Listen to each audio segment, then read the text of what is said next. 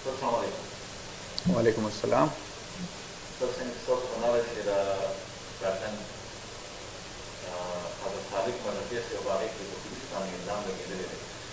زموږ دا پرسنګ چې د انویسټیګیشن باندې د تاسو ویلي اقدامات شوي دي، د هغوی یو اقدام دی چې پولیس انویسټیګیشن د پولیس باندې نظام دی، د پولیس انویسټیګیشن دې باندې ستاسو انویسټیګیشن څومره هفته داره دی او دغې ورسره تاسو څه د لاسه ورکوئ؟ بسم الله الرحمن الرحیم. څنګه تاسو ته پته ده 31/12/2020 باندې دا ناخوشګواره واقعه شوه. په دې کې دوه پولیس افیسرز دي، یو انسپکټر بهار علي او یو کانسټیبل دی شاه فیصل، دا دوه کسان چارج دي او چې څومره د کارټلنګ دي د مردان عوام دی هغې د انفارمیشن دپاره دواړه افیسرز چې دي دا سسپینډ کړی شوي دي او دا کلوز ټو پولیس لاینز دي. چې کوم انسپکټر بهار علي دی هغه ډي پی او صاحب نوشیره هغه کړی دی، سسپینډ کړی دی، او بل شاه فیصل چې دی هغه ما سسپینډ کړی دی او هغې نه علاوه هغې ته چارج شیټ هم ایشو شوی دی. هغې سره سره د دواړه پولیس افیسر چې دي د کوټ نه چې دی بی بی اے کړی ده، بیل بیفور اریسټ یې کړی دی. هغې نه پس په دې مرډر چې کوم تفتیش دی دپاره موږ خپل سپیشل انویسټیګیشن ټیم جوړ دی، په هغې کې سینیر پولیس افیسرز یا په دې کار باندې لګیا دي او په دې کې چې څومره جدي ساینسي طریقې دي په هغې باندې موږ په دې کې تفتیش کوو او په دې کې موږ ته ډېر ښه لکه ایویډنس هم موږ ته ملاو شوی دی. په هغې کې موږ په هغې باندې هغه ایویډنس چې دی هغه نور میچور کول غواړي، هغې کې به لږ ټایم لګي.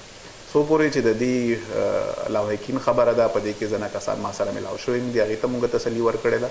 او عوام چې څومره دي هغې نه علاوه چې دوی څومره د کلي ولس خلک دي، څومره د دې لاوحقین دي، ټولو ته موږ دا دوی د تمه خپله ساتي او انشاءالله موږ به چې څومره موږ داسې کیسز شوي دي موږ میرټ باندې تفتیش کړی، همیشه موږ په میرټ باندې او په انصاف سره موږ کار کوو.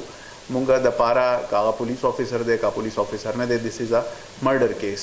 نو دا مرډر کیس غونډه کې به دا ټریټ کېږي. په دې کې بالکل هم لکه په دې کې موږ به انشاءالله بالکل سیده لاین باندې بوځو چې څومره د قانون او د انصاف تقاضې دي.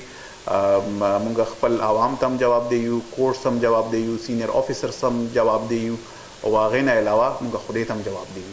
نو دا د مرډر کیس دی، دا یو مرګ شوی دی او مرګ نه غټه چې کوم د جرم دی دا خو بل نشته دی. نو په دې کې چې څوک هم ملوث وي چې چا هم دا کار کړي، نو انشاءالله دا کس موږ راوباسو او تاسو ته به یې څرګند کوو.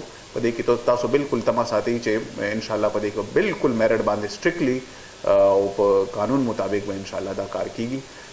لږ ټایم په دې کې علي ځکه چې دا لږ ورته کمپلیکیټډ کیس دی. خپل پولیس پکې خپل کار شروع کړی دی، انویسټیګیشن ټیم سره پرون هم زما ملاقات شوی دی، نن هم ورسره مونږ چې دی میټینګ چې دی هغه ډیو دی. نو هغه خپل کار شروع دی پکې. څنګه ما تاسو ته مخکې ما کړل چې په دې کې ساینسي طریقې باندې مونږ کار کوو، هغې کې ځنه ډیټا مونږ ته راغلی، نور ډیټا به راځي. نو هغې سکروټنایزینګ کې هغې کې کار کولو کې لږ ونته کې ټایم لګي.